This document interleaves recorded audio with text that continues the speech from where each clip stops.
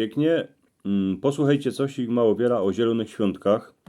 Jako to kiesi było, a wiele tych zwykłów starucnych w tym święcie.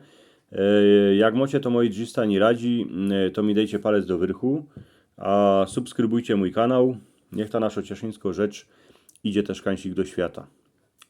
Tuż zielone świątki. Na cieszyńskiej ziemi do dzisiaj na zielone świątki wanielicy smażą wajecznicę, a to jest takowny zwyk, kiedy dotrwał do naszych czasów.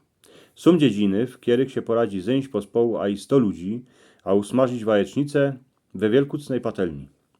Dyski się to robi na polu, a i jak padze. W ten czas się trzeba kańsik schronić. Ku temu trzeba rozhajcować porządny fajer, co by szło a i 200 wajec usmażyć, a i więcej, bo na każdego podstrzywajca to już je 300, jak jest 100 ludzi.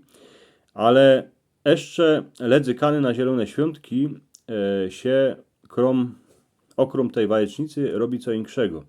Jeszcze się ledzykany styrko do dwierzy za okna, lebo aj na dach, zielone gałązki brzozy, ale aj utargane z inkszych strumów.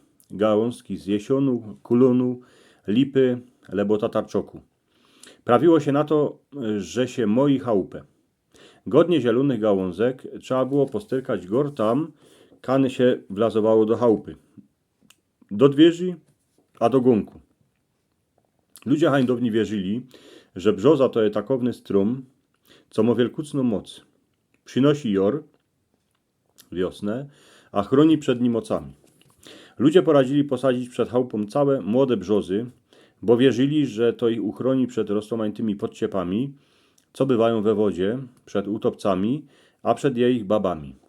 Ledzykany, ponikierzy gazdowie, moili, a i krowy. Dawało się im pomiędzy rogi pukety kwiatków, lebo wieńce, a cackało się ich zielonymi gałązkami.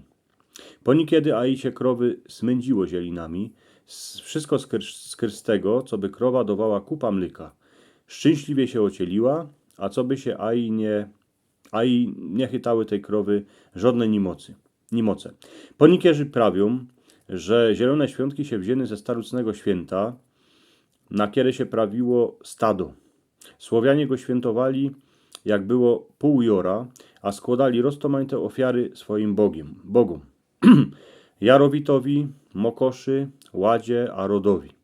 Zbierała się w ten czas cała dziedzina, wszyscy balandrowali, a byli radzi, że wszędy je zielono, a i lato już chnet zaklupie do dwierzy. Na zielone świątki dycki się ukludzało chałupę, chlew, masztale a stodołę. Po południu już się nic ciężkiego w polu ani na gruncie nie robiło. Hańdowni w ten dzień ludzie polili na kopcach fajery, a pasterze obchodzili z fachlami miedzę, co na nich paśli swoi łowce. Grunty a pola obchodzili a i gazdowie, a siedlocy pospołu z całymi familiami. Było a i tak, że się zeszli ze swoimi sąsiadami, a wyrządzali, jako będzie uroda, jaki będzie czas, a jeśli pombączek temu wszystkiemu pomoże, a to pobłogosławi. A o tych dwierzach, to bym jeszcze na koniec rzeknę tela, że się styrkało te roztomańte gałązki gor brzozy przy dwierzach, co by chroniły familie, co by z pola nie przyszły złe moce, bo świat się dzielił na ten świat w chałupie i na ten świat na polu. A dwierze to była taka granica.